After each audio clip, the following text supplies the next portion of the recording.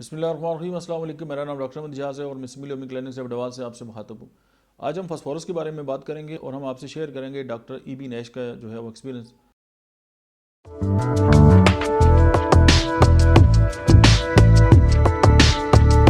وہ یہ کہتے ہیں کہ جب ٹیوبرکلوسس ہوتی ہے اور اس کی جو ابتدائی حالتیں ہیں تو اس دوا میں اکثر جو ہے اس کی ضرورت پیش آتی ہے، جبکہ مریض کو جو ہے وہ کھانسی، سینے میں گھٹن اور جو عمومی جو ہے وہ کمزوری ہے وہ ہو۔ لیکن وہ یہ کہتے ہیں کہ میرا جو ایکسپیرینس ہے کہ اگر ٹیوبرکلوسس کے جو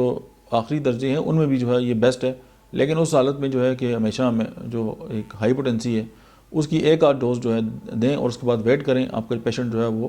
ریکور ہونا جو ہے وہ شروع ہو جائے گا۔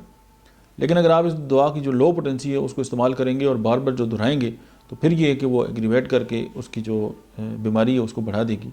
یہ کہتے ہیں ڈاکٹر ای بی نیش۔ اور سمپل ایک فارمولہ یہ ہے، یہاں پہ یہ بات بھی سمجھ آتی ہے کہ اب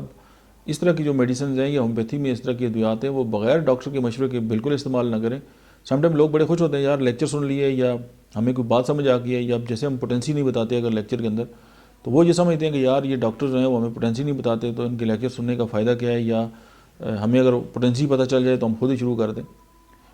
مریض جو ہے وہ ہر مریض جو ہے وہ انفرادی ہوتا ہے اور ہر مریض کے لیے الگ سے پوٹینسی ہوتی ہے۔ اب ایک ڈاکٹر آپ سے مطلب ہے کہ بہت دور بیٹھا ہوا ہے اور اس نے آپ کو چیک نہیں کیا، وہ آپ کے لیے کس طرح جو ہے وہ بغیر آپ کو دیکھے، آپ کو چیک کی، آپ کی ہسٹری سنے جو ہے وہ آپ کو میڈیسن کی پوٹینسی جو ہے وہ بتا سکتا ہے۔ یہ لیکچر کا فائدہ اس حد تک ضرور ہو سکتا ہے کہ آپ اس بارے میں آگاہ ہو جائیں یا آپ کو آگاہی ہو جائے، لیکن یہ سیلف میڈیکیشن جو ہے یہ بالکل ٹھیک نہیں ہے اور ہم اس کے بالکل خلاف ہیں، اس کو کنڈیمن بھی کرتے ہیں۔ تو آپ اپنے قریب ترین جو ڈاکٹر ہیں آپ ان سے رجوع کریں اور آپ ان کے مشورے سے جو ہے وہ اپنی ٹریٹمنٹ کریں۔ That's it.